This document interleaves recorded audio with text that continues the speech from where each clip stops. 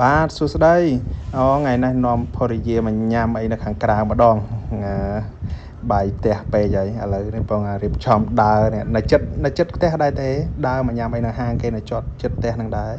នៅខេត្តសៀមរាបនេះហាងគេឈ្មោះ1629 1626ហាងនឹងឆ្ងាញ់ត្រូវចិត្តខ្ញុំ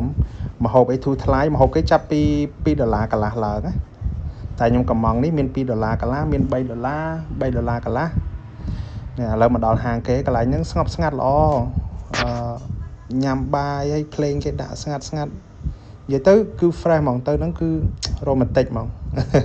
ខ្ញុំយូរទៅញ៉ាំម្ដងឥឡូវពងមើលម៉ឺនុយម្ហូបហើយបាទពងរើសមុខម្ហូបហើយឥឡូវបានហើយនេះមានឆាអន្ទង់ឆាស្ប៉ាហ្គេទីក្លុកគេហ្នឹងហើយនឹងសាច់គោអាំងទឹកភ្នែកគេមិនហ៎ហើយនឹងបាយឆាខ្ទឹមសមួយទៀត